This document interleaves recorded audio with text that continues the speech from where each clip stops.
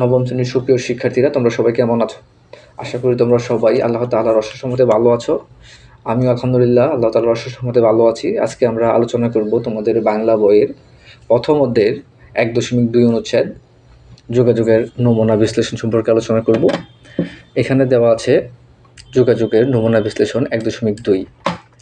নিচের কয়েকটি যোগাযোগের নমুনা দেওয়া হলো। মানে নিচেও একটি নমুনা দেওয়া আছে। আচ্ছা দেখি কি লিখেছে এখানে। নমুনাগুলোই যেসব মাধ্যম উপকরণ ব্যবহার করা হয়েছে সেগুলোর দিকে খেয়াল রাখো এবং নমুনার শেষে দেওয়া প্রশ্নের উত্তর দাও। মানে নিচেও একটি নমুনা দেওয়া আছে, ওই নমুনাগুলির মধ্যে প্রশ্ন দেওয়া আছে এবং প্রশ্নের উত্তর দিতে হবে। আচ্ছা, কাজ শেষে সহপাঠীদের সঙ্গে আলোচনা করো এবং প্রয়োজনে উত্তর সংশোধন করো। এটা বলা হয়েছে নিজে নিজে সমস্যার সমাধান করার জন্য, যে প্রশ্নগুলি আছে প্রশ্নগুলির উত্তর তৈরি করার জন্য, এবং পরবর্তীতে যদি ভুল হয় তাহলে সহপাঠীদের সাথে পরামর্শ করে সংশোধন করার জন্য। তো চলো দেখি কী দেওয়া আছে। নমুনাতে দেওয়া আছে নমুনা 1, প্রেক্ষাপট। শ্রেণীকক্ষে ক্লাস চলছে। এখানে একটি ক্লাস চলতেছে, একজন শিক্ষক পড়াচ্ছে, একজন শিক্ষার্থী বই দেখে হয়তো পড়া বলছে বা পড়তেছে, একজন স্টুডেন্ট ওইখানে ব্ল্যাকবোর্ডে কিছু একটা লিখছে, আর বাকি সবাই শুনতেছে বা শিক্ষকের কথা শুনতেছে বা তার সহপাঠী যে আছে তার উনি কী বলতেছে ওইটা শুনতেছে। চলো নিচে যাই, দেখি কি বলছে বা কি প্রশ্ন করতেছে। এখানে প্রশ্ন করা হয়েছে কোন মাধ্যমে এখানে যোগাযোগ করা হয়েছে।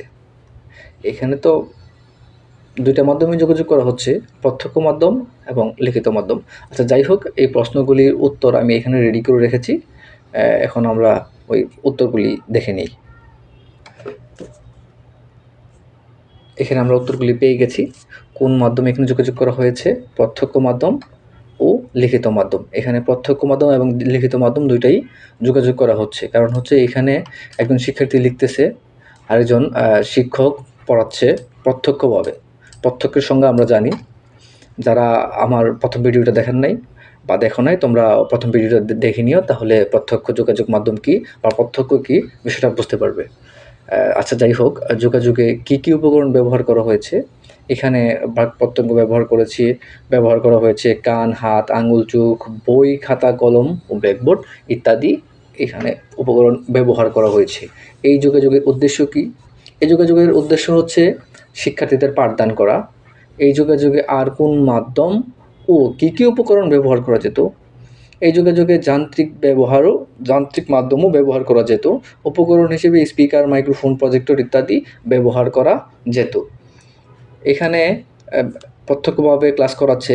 এখানে বলা হয়েছে এই যোগাযোগের আর কোন মাধ্যম এবং কী উপকরণ ব্যবহার করা যেত, এটা হচ্ছে এর বিকল্প কী মাধ্যম ব্যবহার করা যেত, এটা হচ্ছে এই যোগাযোগের যান্ত্রিক মাধ্যম ব্যবহার করা যেত। উপকরণ হিসেবে স্পিকার, মাইক্রোফোন ও প্রজেক্টর ব্যবহার করা যেত।